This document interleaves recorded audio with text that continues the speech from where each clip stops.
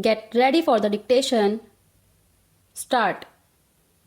Mid-term elections were held in Kerala, as the House knows, on the 4th March 2005, because we did not want that the President's rule should continue further and that a democratic set up with a state legislature should be there in Kerala so that the people of Kerala themselves can again have their own legislature. As the House knows, according to the results announced, no party secured an absolute majority by itself and no party was in a position to form a government. Out of 133, the party which had the majority votes was the Left Communist, numbering 40. The next party having the greatest number was Congress with 36. The third was Kerala Congress with 23. Now, out of a total number of 133, the Left Communist had only 40 seats, out of whom 29 were at that time under detention.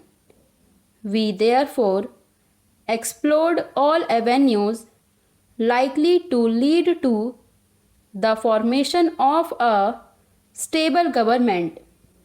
The governor had been in touch with the various party leaders.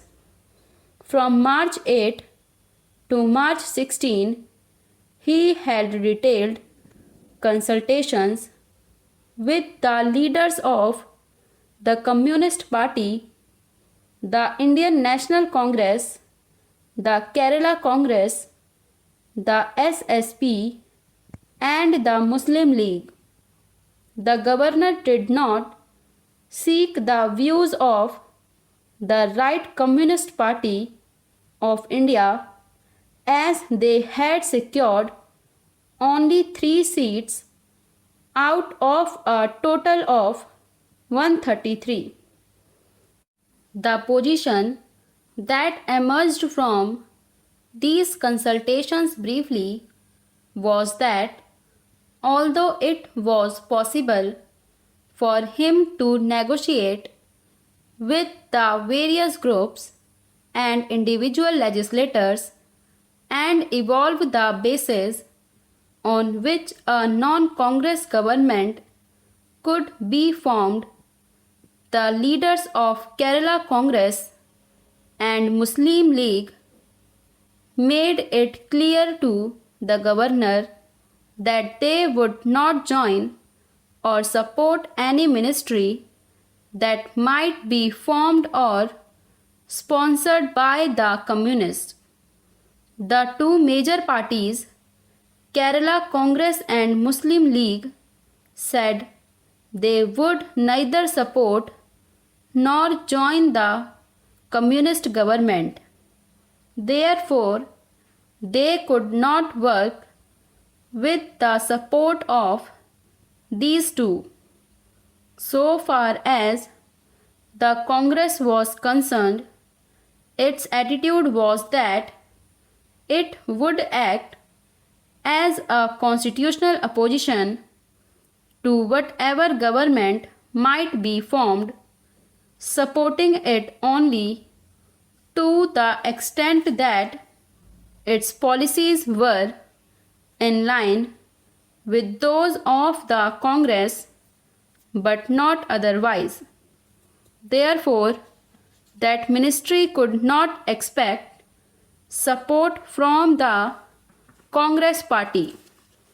Thus, what happened was that, except for the SSP, which was not opposed to a ministry formed or sponsored by the communists, the other parties were clear that they would neither lend their support to nor seek the support of the party in forming a government.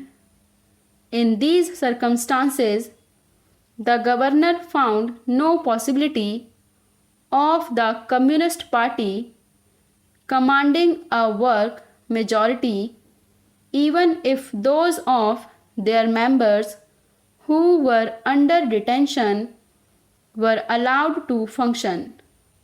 Then also except the SSP, there was nobody else to support them.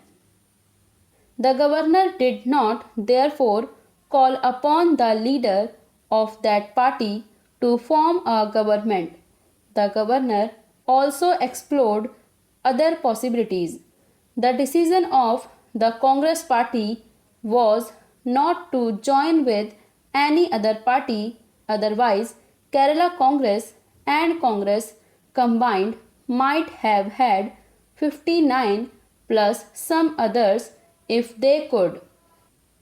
In view of the decision of the Congress party not to join with any other party to form a government and the combined strength of the Kerala Congress, Muslim League, etc., being only 37, the governor came to the conclusion that there was no possibility also of any other party being able to form a combination with other parties and being able to form a ministry. The attitude of the Congress was that once having gone to the electorate and the electorate having given a decision that they were not to elect them in a majority, they did not want to form a ministry with any other party, but would rather like to act as a constitutional opposition. That was the stand taken. Therefore, there was no likelihood of any combination by any method whatsoever to have any party which could have a working majority.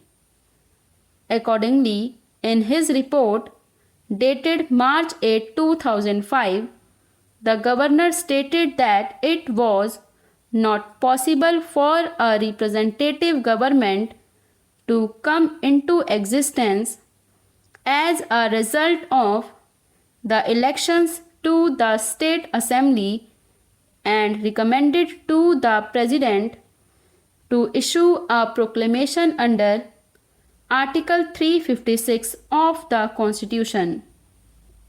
After a careful consideration of all the facts, it was decided that the Vice President discharging the functions of the President should be advised to revoke the proclamation dated September 10, 2004 and issue a fresh proclamation assuming to the President all functions of the government of Kerala and all powers vested in or exercisable by the governor of the state.